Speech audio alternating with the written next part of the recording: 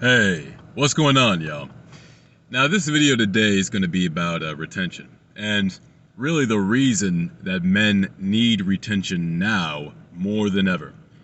And just listing out some of those reasons. But let's start by addressing the core cause, and that is that there is a global agenda to emasculate and weaken men. It's global. It's happening all around the world, and the reason being is that they're going to cause a great upheaval. They're going to cause a great change. And when that happens, they need to make sure that no one is up to resist them. That's the overall main reason that we have to worry about, men being on retention and that men are emasculated, because there's something that's going to happen within the coming years, and they need men to be weak, and they need men to be docile and obedient and to just go with the flow, as opposed to doing what men have always done for generations, which is fight back and rebel against those which would try to enact tyranny upon us. But that again is the big picture. Really, to fight this cause, we have to focus on the little picture. What the agenda is doing to emasculate men. That's where our focus should lie.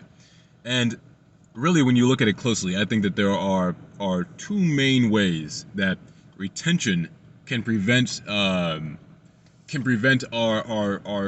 really just our emasculation, but yeah, truly just like us losing our masculinity, our manhood, the things that makes us men. So let's start out with, personally, what I would say is the biggest one, and that's homosexuality in our culture. Black culture, white culture, it doesn't matter. Masculine culture, they injected homosexuality, transgender, all this stuff right into our culture. And I know that there are going to be plenty of people that feel that it's people should live how they want to live and do what they want to do. And listen, I'm not going to come at anyone for doing what they feel they want to do, as long as it's not hurting anybody else. But the problem is that there are plenty of men out here who are following along with this agenda, who are being swept away by this. Oh, it's okay to be a little more feminine. It's okay to this, that, and the third. Like, listen, I'm not gonna come at it like showing your emotions on it. As a man, we got to do that. We might have to cry sometimes. Like, yeah, like let's be logical. Let's be real. Like, it makes sense. We're human beings. We got emotions going on within us. We might feel something sometimes and express that. We should, in fact. It's healthy. But at the end of the day, there's a level to that. You know what I mean? Like, and at the end of the day, a man has the responsibility of needing to control his emotional state more than a woman. It's how it is, bro. We have more of a responsibility, more of a burden to bear as being men, and that we have more work to do, bro. And to accomplish that work, we can't be all up in our emotions. We can't be all, oh, well, this happened to me. And let's listen. There's a time to feel that, and there's a time to push that shit to the side and keep it going. You know what I'm saying? And really, it's like there's a time to deal with that and work through it so that you don't have to constantly be thinking about it. But really, let's get into this. You know what I'm saying? Like, emasculating our culture through homosexuality. They want us to change our agenda. And really, where does this stem from? You know what I mean? This whole, like, I don't feel like a man inside. I like other men. This whole thing. Where does that really stem from? I would argue that this stems from a lack of testosterone, because when you become a more feminine mind, when your mind becomes more feminized by the lack of testosterone and an increase of estrogen through all the soy products that we eat, which I've mentioned this many times, but soy is a xenoestrogen, which means it's an estrogen mimicking compound within your body, fits into all the same receptors that estrogen does. So when you have a constant refill of soy in your system from all the food you're eating, which all contains soy if it's processed, pizza, fast food, listen, just your average box of cereal's got soy, something in there. And so again, with so much soy, which is already estrogen, which is emasculating men, have men jerk off to free porn every night, you know what I'm saying, as often as they'd like, so that, which is whenever their body tells them to, because most men don't have the basic discipline to not just bust a nut. Well, now you have a culture that has not only low testosterone, but high estrogen. So now there's a whole culture of men that think and act more like women than men. And you see that in our culture. Look at all these TikTok guys wrestling with their endogenous soft long hair, you know what I'm saying? Like, listen, bro, I got them firm curly locks, like, you know what I'm saying? These woolly locks, like the Lord, like Samson had, like Solomon had, King Solomon. I got these locks. I don't got no long, luscious, curly, gorgeous hair like these feminine ass, guys out here do. And even you see these guys with like short hair, but these androgynous looking faces, you know what I mean? Really soft and like cutesy. It's like, clearly something's happening where the line between masculine and feminine is disappearing. And again, listen, bro, I don't want to get too conspiracy theorist with it, but when you look at where that stems from, look at the symbol of Baphomet. If you guys ever have a chance to look up the symbol of Baphomet, the image of it, breasts and a penis. That is Satan, the androgynous being, the one that is combining both masculine and feminine into one entity. That is Satanism. That is a satanic idea, and that same satanic idea has been implanted and has now sprouted and grown into a bush in our culture. You know, it's this horrible agenda that's behind the scenes that's driving it all. But really, again, you see this that through estrogen, through a lack of testosterone in men, they've emasculated us and feminized us. And what does a feminine do? You know, because this is a universe of opposites, right? Opposites attract. And so as a man, we're meant to naturally be attracted to a woman. I mean, look all over in nature, bro. Dude, you got two male cheetahs fucking. No, it's a male cheetah and a woman cheetah so that they can make a progeny. You know, it's like it's all about man and woman, perfect opposites getting together. But when you have a more feminized man, a man who is in more of his feminine state of mind, who has more feminine energy, yeah, that feminine man is going to be attracted to a more masculine energy because perfect opposites. That's just how the universe runs.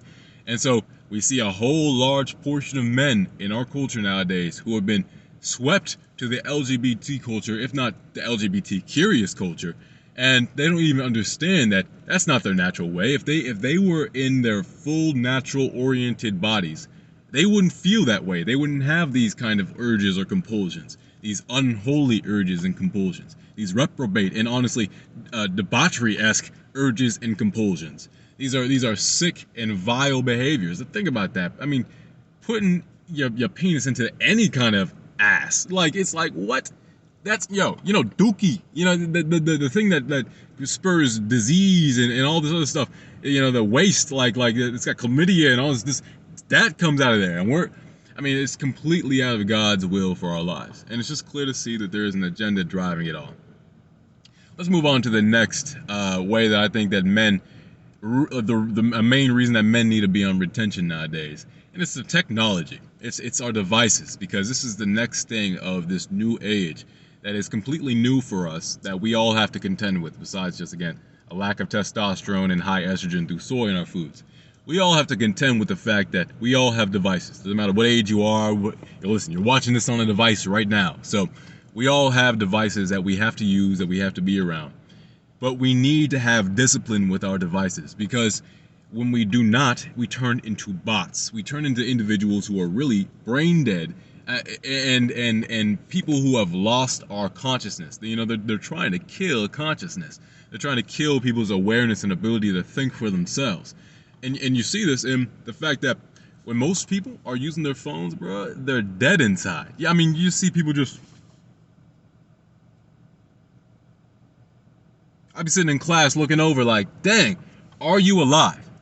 Are you alive? You know what I mean? Like, are you like there are people that literally are just so dead inside. Their attention span is done, bruh. They're saying that we have like an attention span that's shorter than a goldfish now. Worse yet, though, is the fact that these people, their dopamine receptors are fried, bruh. All this endless scrolling and getting these little hits of dopamine means that their dopamine receptors are in this constant state of, if I'm not receiving dopamine from this special device, if I'm not getting it, I'm unhappy. I feel wrong. I feel like I'm in... And so you see these people just averagely sitting in class, averagely being at work and doing whatever they're doing, and they're so unhappy and dead inside. They got no life and no joy because they're not connected to their wonderful device, bro. That's the only time you see even an inkling of happiness and a smile on their face. But even then, they usually look dead as fuck. They look as dead as can be. You know what I'm saying? They look absolutely famished and tarnished. And for people like this, bro, we have to get, and to avoid becoming people like this, we have to get a handle on our discipline. We have to grow discipline with our devices, with the way that we interact with things. We can't be spending hours on our devices scrolling or watching YouTube videos or doing whatever we're doing if it's not productive or if it's not taking us somewhere that's beneficial. Like, you know, you got some people who spend a lot of their time on social media and YouTube and all that stuff because they are making money off this, and that's their job, that's their career. They got to be in that sphere. That's a whole different thing, I think. But, you know, for your average individual who has obligations and things that call their attention, responsibilities outside of our phone, outside of social media and this internet and this this fake universe that they've created to trap us in, to keep us away from real reality. The Matrix is online, bro. The Matrix is the internet. But yeah, they want to keep us away from real reality, and so they developed this system that's meant to entice us, to hold us, and again to bring us away from what we should be paying attention to, what we should be putting our time into, the more productive activities, reading, going for a walk. They want you to be on your phone drown in a YouTube video, or drown in Instagram and Twitter and Facebook, while you have a little bit of free time, as opposed to reading a book or doing anything again that could actually be productive, taking a walk, going for a run, even just going to the gym. Like, that's something that is basically productive and can generally benefit your life as long as you're willing to do it.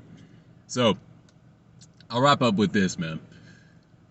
We live in a world where we have malicious entities out to get us, spiritual and physical.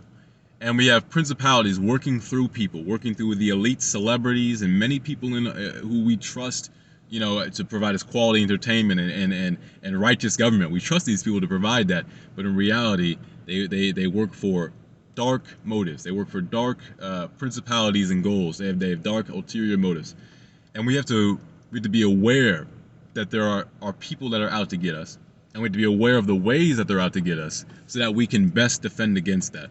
And really, the Lord has provided us this knowledge so that we can defend against that. And I've mentioned this many a times, of the benefits of retention. But whenever you retain, your testosterone will shoot up. I mean, I'll link the study in the description. But there was a Chinese study where they found that after a week of retention, after a week of abstinence from ejaculation, the men's in that group, testosterone shot up on an average of 145%.